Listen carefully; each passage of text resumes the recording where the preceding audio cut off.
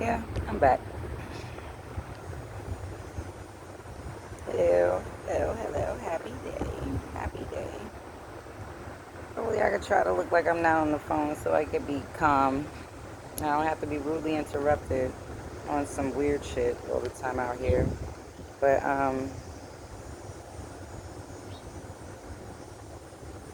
sometimes when you're trying to get a point across the proper way and you're compelled to say it, you get sidetracked. And that's a lot of things that happen to me in Wisconsin. I'm always getting sidetracked when I'm trying to be about the Most High and do his due diligence, do my due diligence to be pleasing in his sight. So whatever I'm compelled to say, I must say it.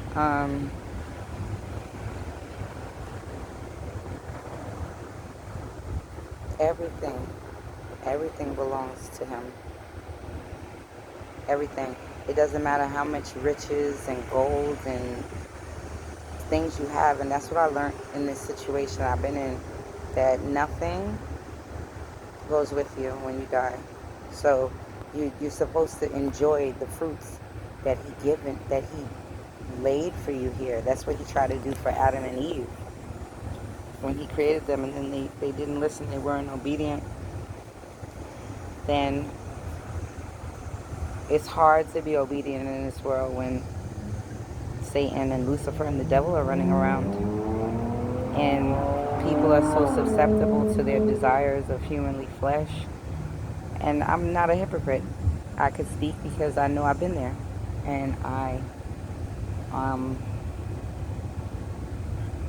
out here there's so many people that talks the Christian faith, all different um, sections of Christianity, and these are the worst people that I've ever sat around with their behaviors and how they judge and do everything that is said not to do. And I never thought that this existed in this life. Never. So, like I said, God is beautiful and glorious, and he's looking for somebody to care for him as much as he cares for everybody. He set us up with a habitation to live on, and air to breathe, and water to drink, and um, crops to tend to, animals to tend to, and then he placed us on it after he did all that for us to be inconvenienced in our habitation because we were the apple of his eye. It was done all so we could roam around in comfort. So through all the working and the relationships and having to raise your kids and having to, I don't know, the things that we do on a regular basis as people, we have to learn how to get with the get with the fact that creation is here. Like GMOs, why? If there's no seed, where is the information to be written in your body for your body to know what to do for itself? How is the sun being able to institute the right protons in it and photons in it to create and connect to do what it has to do? As for the cloning, why? It's when the clones come out, they're not even as smart as the real things. Like they're not smart as every clone is definitely not smarter than its maker. You can't create anything over that God has made and make it better than what God would. God knew what he was doing when he created.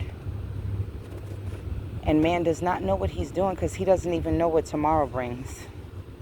It is written never trust in man because he will deceive himself. There's many times I deceived myself in getting in a relationship I thought was going to work for me, or doing things that I thought felt good, but in all actuality it was no good for my mental health. You know what I'm saying?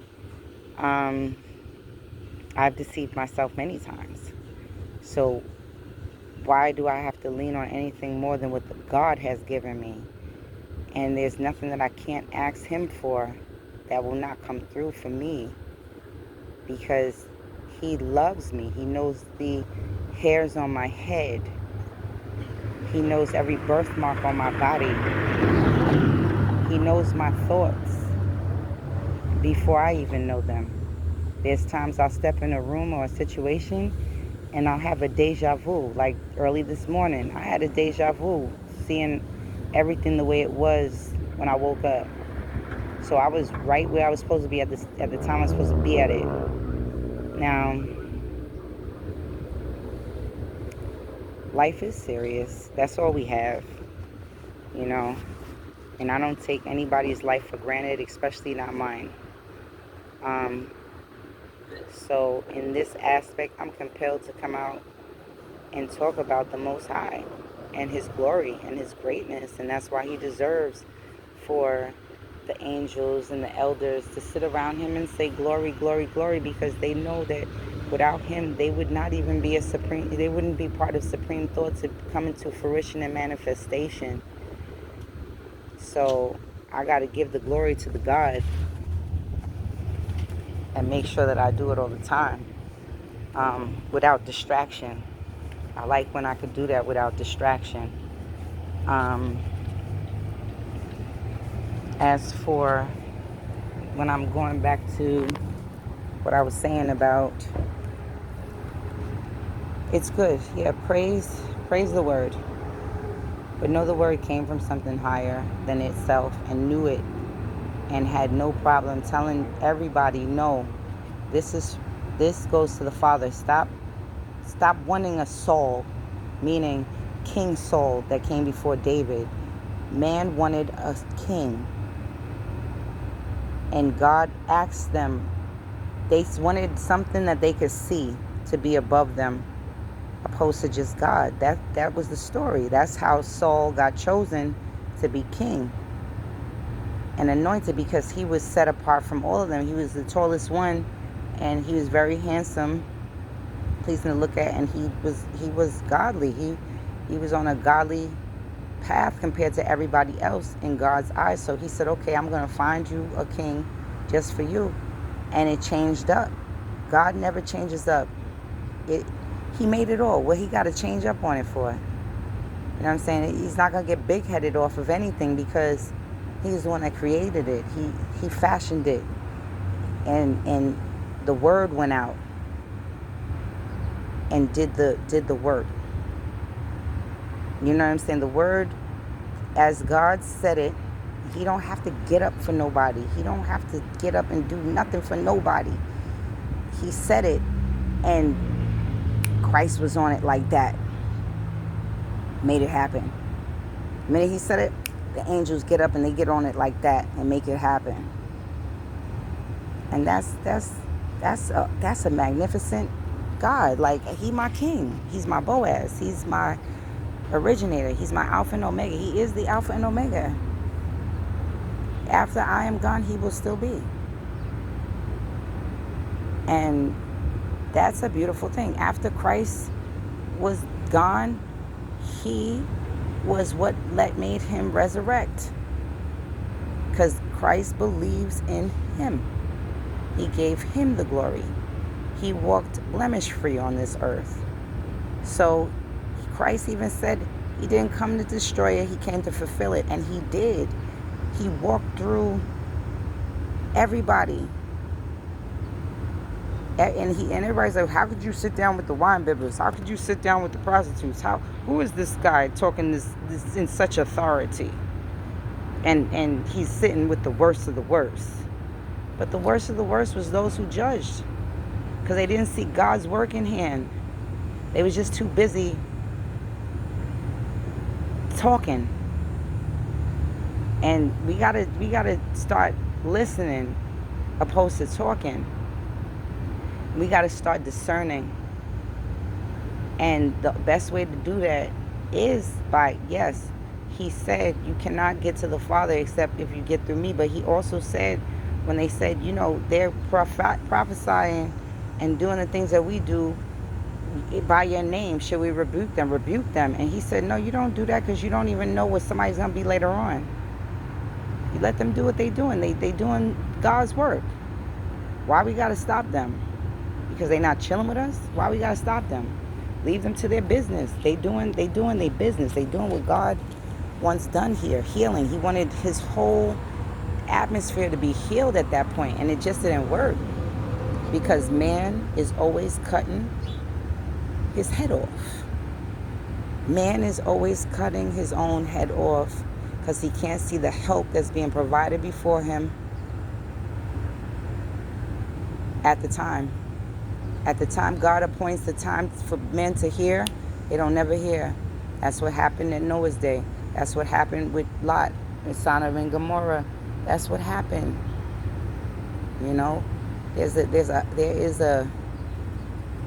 There is a fine line between truth and falsehood.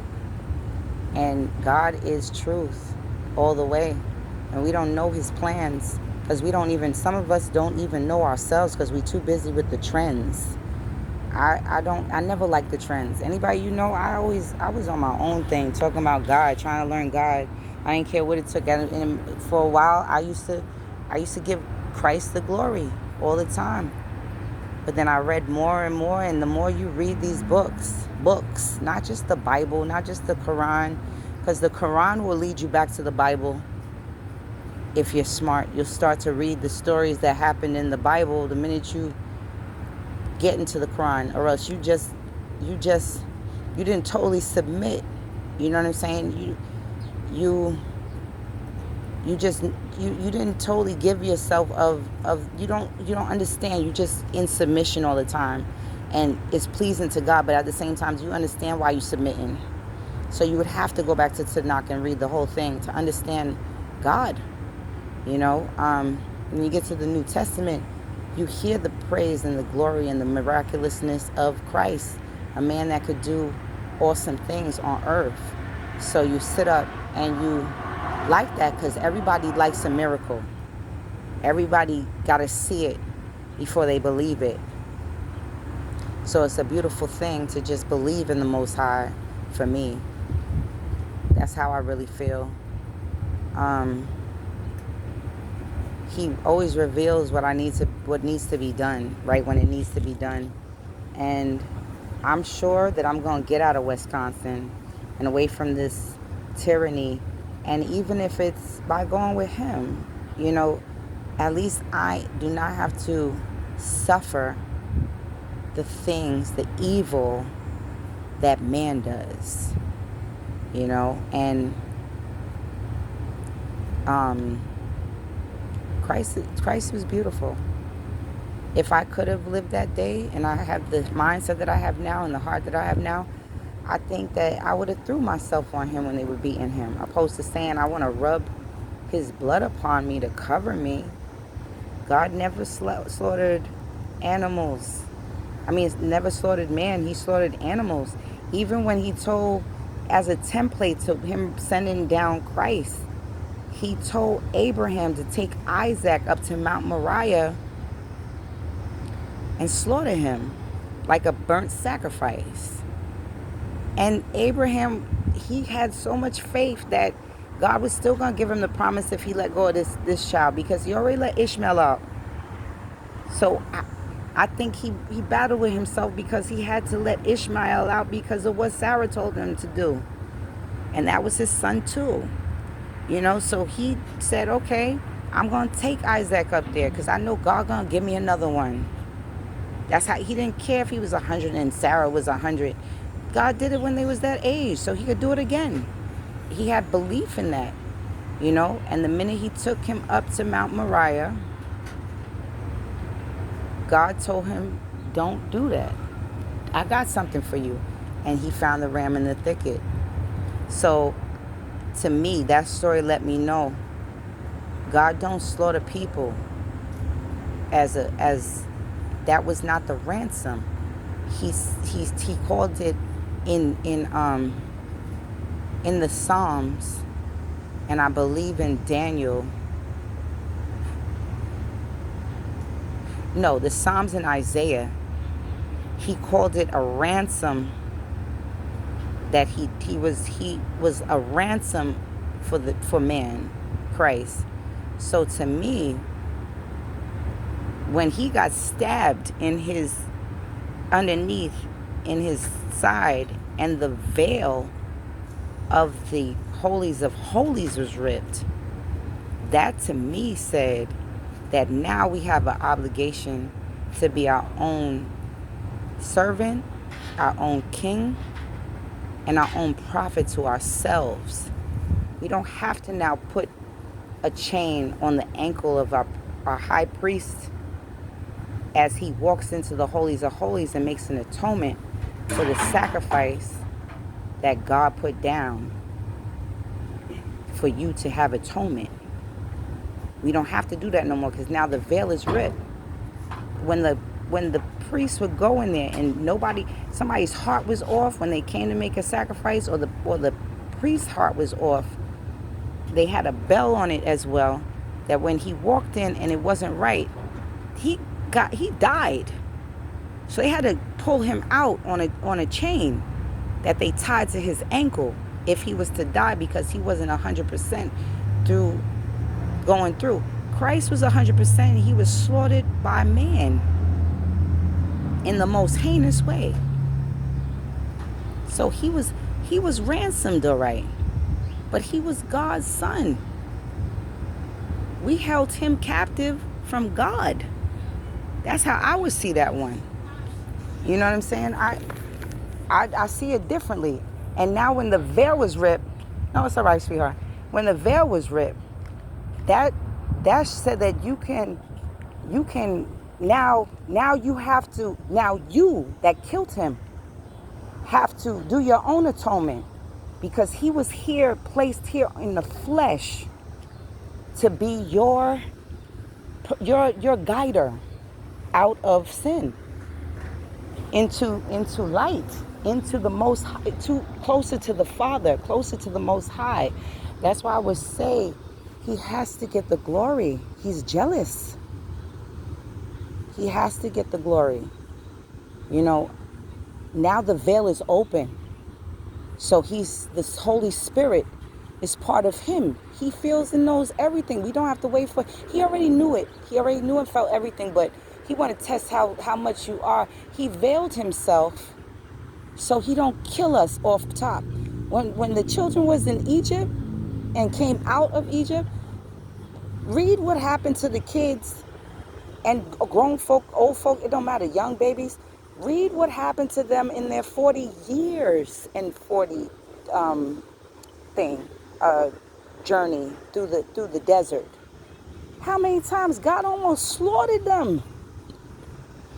And they didn't have no tent for him. David did that. So he was mad, getting pissed. So why would he have to veil himself? And then all of a sudden you killed his best one. The one that was better than everybody. You can't touch him.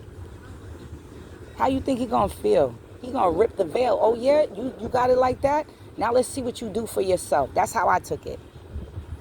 So you have an obligation to yourself now and then. You can't always say, oh, to me, I would never say I'm covered in the blood of Jesus, because Jesus was beat bad. After he was beat, would you get down in that blood and then smear it all over yourself for healing, for money, for a profit? When he was a prophet in the flesh, in his whole body, in his whole self. So what are you going to do about your temple? And I think the best thing that you could do for your temple itself is to love the Most High, because he's lacking that love, and he is love. He created you. So we have an obligation to ourselves You don't have no obligation to anybody. When Christ come back, he coming with a rod. For the things that happened to him, God gonna put a rod in his hand and bring him down. He already got in the temple square and started flipping everything over and said, you turning my father's house into a den of thieves. Hitting on people, smacking them up. And you think he's not going to be able to come back in the end with the saints coming from the heavens and the clouds and knock you out and smack you up and beat you badly with his rod? He ain't coming to hug you. He already did that. And you slaughtered him. Think about that. That's how I personally feel. It's generalizing. This is my total, I was compelled to talk about giving the Most High the glory today. So this is what I'm leaving here. Peace be unto you. I love you. Have a good day.